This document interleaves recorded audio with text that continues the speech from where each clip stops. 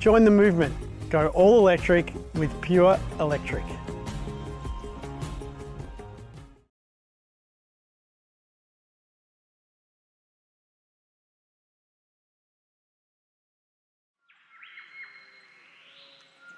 So what was it that had you choose to do a home that was more sustainable? I grew up, very close family friends of ours built the first solar passive house in Canberra. Oh, nice. So it was something that I've been aware of since I was very little. Nice. So I have always appreciated what a solar passive house can be like and what it can contribute. So my criteria when we went, we didn't especially go looking for a place to knock down or to build new, but I always wanted somewhere with a north facing backyard and lots of windows to the north so that we could take advantage of you know, the sun and everything from there. And we found a lovely block with a very tiny house on it that was not going to be suitable to renovate, so knocking down and building solar passive was what I'd always wanted to do.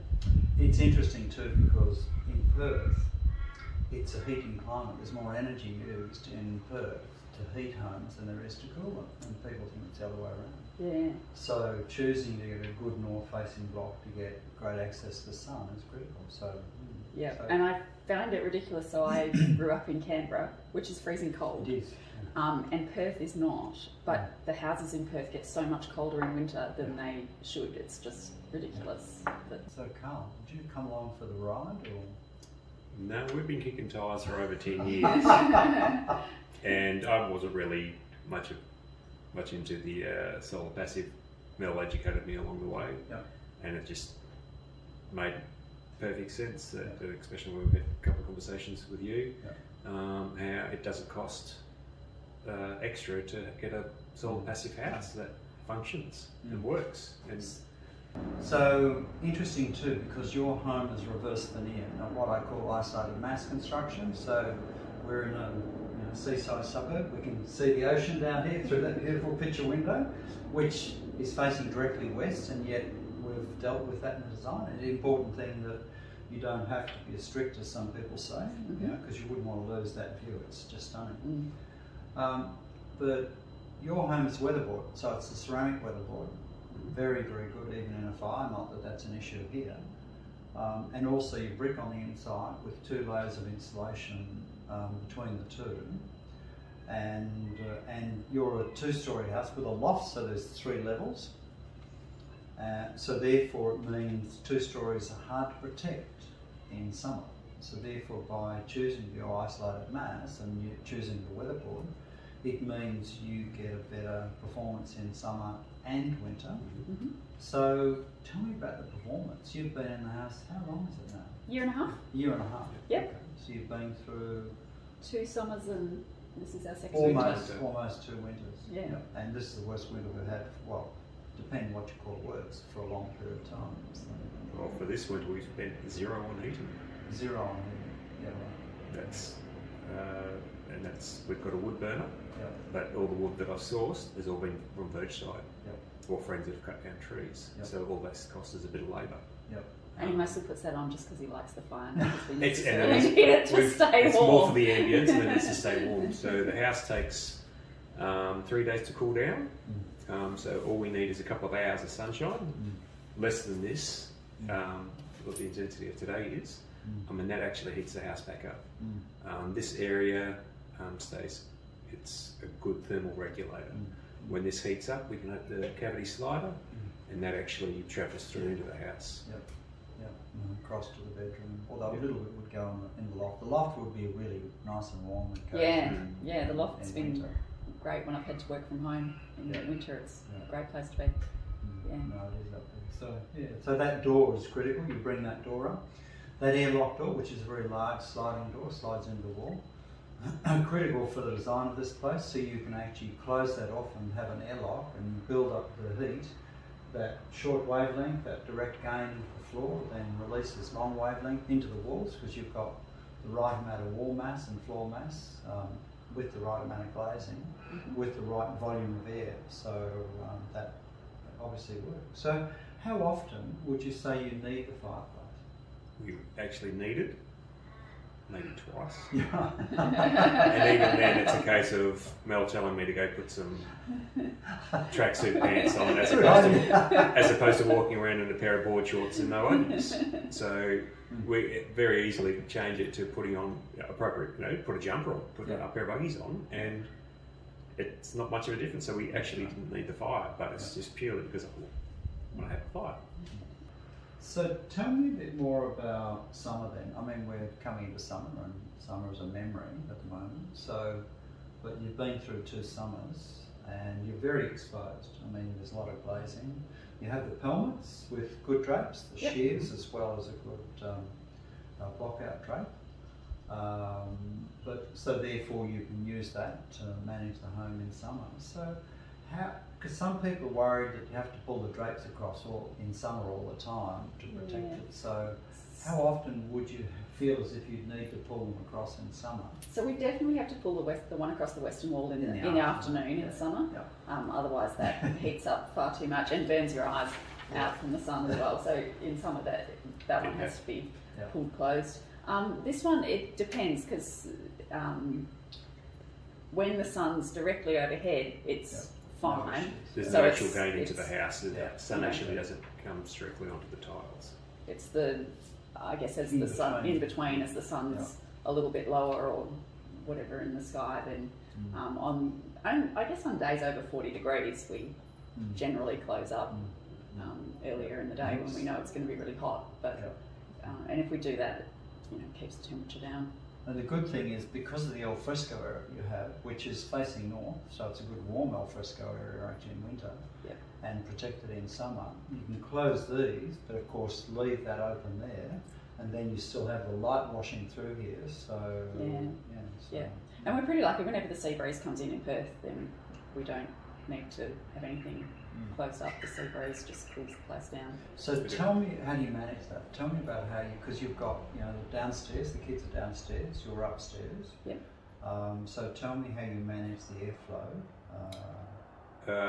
Well, we just need to crack 1 or 2 windows downstairs. That might be, whether it be south or whether it be north, it doesn't really matter. We've got a couple of windows cracked downstairs, and we open the loft window, then you can actually feel the draw of the heat coming through from the bottom slab. So the cool air gets drawn up through the house, and you can stand at the top of the stairs in the loft, and you can feel that cold air getting drawn through. And here, if you just use the windows appropriately, then it actually moves the hot air out. Once again, with the sea breeze, you actually don't want a lot of windows open, otherwise you get blown away. Because that's what's called the stack effect, because heat stacks from a low pressure, high temperature, which is low pressure, which is going up.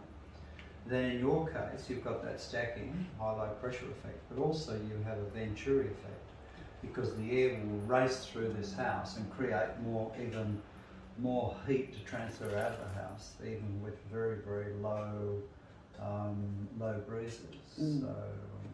So how many kilowatts of PVs do you have on the roof? 6.6. 6.6. Yeah. So, and what are your energy bills? You've got 2 children, so there's 4 of you in the home. Yeah, 4 of us, and we've got quite a big pool, so we own the pool as well. The pool, so we used to live in a very small 3-bedroom townhouse, and we have exactly the same energy costs here as what we had there. So it's about $1,100 a year for quite a large house, family of 4, running a swimming pool and everything else. So. And without having to compromise on anything, we could get it down a lot easily, but you don't have to. well, it's a balance between having the washing machine on at 6 o'clock at night or having it on 12 o'clock. But and I guess a lot of that cost is the supply cost, right? It's not like it's the transmission, not the cost of the power itself. It's all the fees that you have to pay. We've absolutely taken advantage of the north-facing backyard, and Carl's got his little farm going down the back, his little urban farm with the chooks and the veggies and the fruit trees. Part of the design when we were talking about it was to have a minimal footprint and to maximise green space. And we've been fortunate that we've had, it was good design, effective design, and there wasn't too much tweaking from the initial plan to get make the spaces that we wanted on a well, relatively large house, and only using not even half the building envelope. We designed this home to be universal access. Do you notice any difference in the way the home's designed, in the way you operate each day, because of the wide doorways, hallways, that type of thing, flush thresholds and showers? No, it actually probably makes it, well, for the bathrooms, universal access makes it easy to clean. Yeah. Cleaning's my True. thing. Carl does the cleaning, so he does very So well. that in itself is that I can go in and I can vacuum the bathroom, Yeah. and then come through with a mop, and there's no hobs, there's no, Yeah. it's spacious, you're not cramped, and we know that should either of us becoming firm, we can still live in the house, even though it's a 2-storey. There's just minor modifications, which would actually be a stair lift, but that's it. We know that we can live in here until we're... Yeah, the big wide staircase is, it's certainly been effective for bringing furniture and stuff into the house, but I think it just makes it feel nice, much more spacious, and we love it. So we've only moved 600 metres from our old place to here, but with smart design, the house is so much more comfortable. And the other one was still north facing with most of the windows and things, but not quite to the same level as this one. So just having a comfortable home, and we have people walk in and even comment that it just feels nice to walk in. It's also calm, because I think the extra insulation, it dulls some of the sort of street noise and that sort of thing as well. So it's a lovely sanctuary to come home to, and it's always comfortable. We love it. Oh, that's great. It feels, even people that have had Troco come in, and they just say it feels like a well-built, comfortable home. Yeah. And that was through, even when certain trades were coming through on the build stage, they just go, it feels like a nice home. So these guys that have been doing it for decades.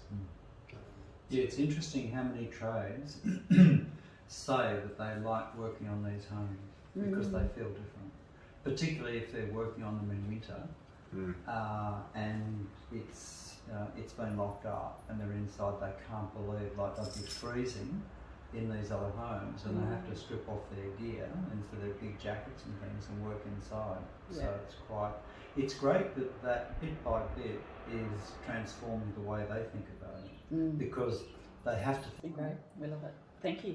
No, my pleasure. No, I love doing it.